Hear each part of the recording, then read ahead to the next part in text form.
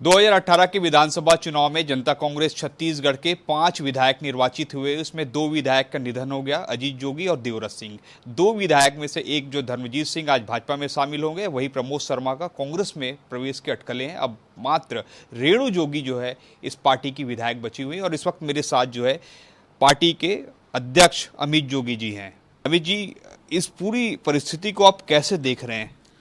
जो हम लोगों को करना था, जो देखना समझना था, वो हम 1 वर्ष पहले कर चुके हैं। 18 सितंबर 2022 को हमारी कोर कमेटी ने आदरणीय धर्मजीत सिंह जी, जो हमारे उस समय विधायक दल के नेता थे, उनका निष्कासन कर दिया था।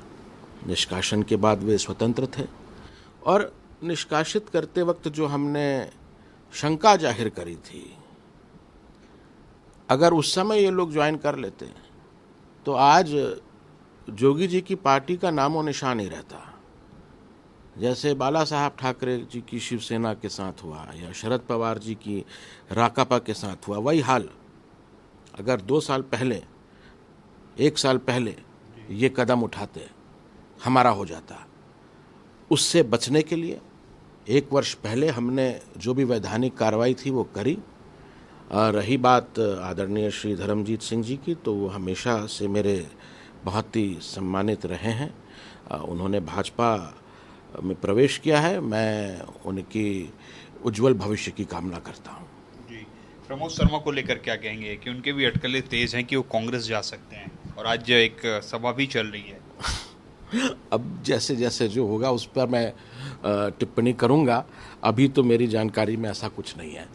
मैंने आप लोगों के माध्यम से ही सुना कि उन्होंने अपना इस्तीफ़ा पार्टी अध्यक्ष को भेज दिया है, लेकिन ना मुझे मिला है, ना मेरी माता जी को मिला है।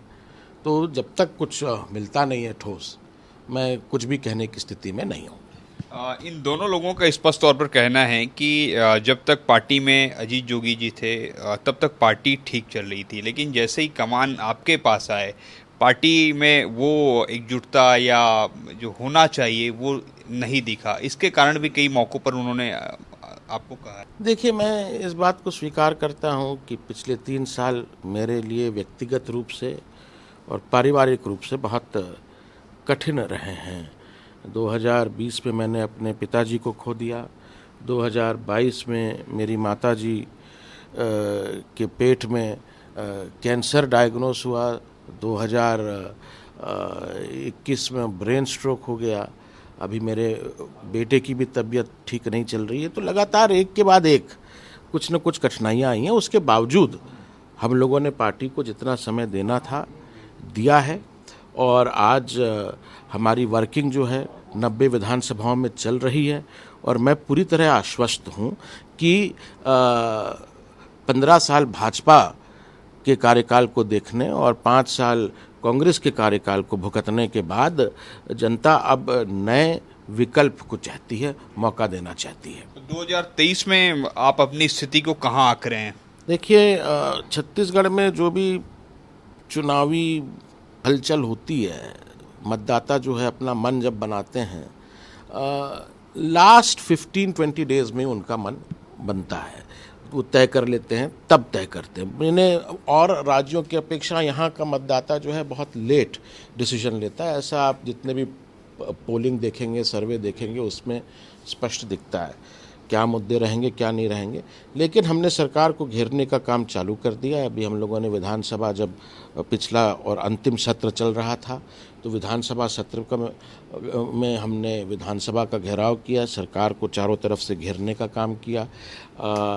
जब जब कोई जनहित के मुद्दे आए हैं, चाहे वो हसदेव अरण्य का मुद्दा हो, चाहे वो डिपॉजिट क्रमांक 13 को बेच देने का मुद्दा हो, चाहे एनएमडीसी की ज़मीन को बेच देने का मुद्दा हो, इन सब मुद्दों पर हम लोगों ने आगे रहकर जनता की लड़ाई लड़ी है। आपने भी मन बनाया है कि आप किस विधानसभा से जो है प्रत्याशी बने और जीत दर्ज करें, क्योंकि मरवाही को लेकर तो विवाद है, आपकी जाति को लेकर।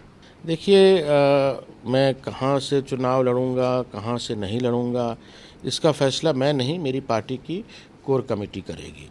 पर मैं जो भी पार्टी का आदेश होगा उसका अक्षरतः पालन करूंगा। फाइनली आप चुनाव लड़ेंगे कि नहीं?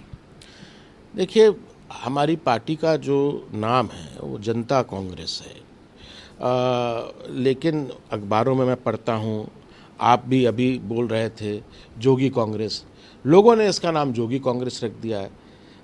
ये जोगी कांग्रेस नहीं है, ये जनता कांग्रेस है। ये इत्तेफाक है कि आज मैं इसका अध्यक्ष हूँ, कल कोई और भी हो सकता है, जरूरी नहीं है कि मेरे परिवार से ही हो।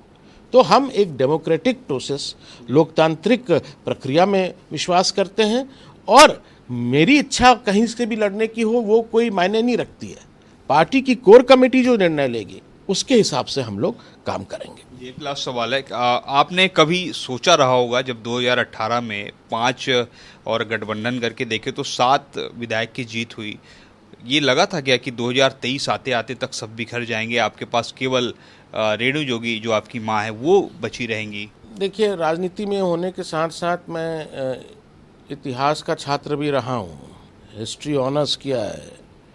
तो 2018 में जब हम लोग आए थे उसके पहले पूरे देश में 8 जगह ऑपरेशन लोटस चल चुका था, और उसके बाद मध्य प्रदेश में हुआ, कर्नाटक में हुआ, महाराष्ट्र में हुआ, गोवा में हुआ। तो ये तो हर जगह चल रहा है। जब मुख्यमंत्री रहते हुए उद्धव ठाकरे जी अपनी पार्टी के विधायकों को नहीं बचा पाए, उनको लेके उड़ गए, तो मैं विपक्ष में बैठ के क्या करता? तो ये तो देखिए, व्यक्तियों की ये अपनी क्रेडिबिलिटी है, वो कितना रहेंगे, कोई कंपल्शन तो है नहीं, हम उनको बांध के रख सकते हैं क्या? तो ये थे हमारे साथ अमित जोगी, जिन्होंने बताया कि किस तरीके से उनकी पार्टी काम करी, और जैसे कि उन्होंने कहा कि धर्मजीत सिंह और प्रमोद शर्मा को लेकर पहले ही निर्णय लिए जा चुके हैं। और अमित जोगी को छत्तीसगढ़ की जनता भी जानती है कि वो ऐसे निर्णय लेते हैं जो कहीं ना कहीं लोगों को मालूम ही नहीं रहते। अब ऐसे में देखना होगा, हालांकि हमसे बातचीत में उन्होंने कई अभी पत्ते नहीं खोले, हो सकते हैं कि जब चुनाव नज़दीक हों तो कुछ ऐसे पत्ते खोलें जिससे अन्य राजनीतिक पार्टियों को झटका लगे। अब देखना होगा कि उनके पास कौन से ऐसे पत्ते हैं जो खोलेंगे जिससे उनकी पार्टी को और उनको लाभ होता हुआ नजर आएगा। कैमरामैन मुकेश के साथ सौरभ सिंह परिहार, IBC 24 रायपुर।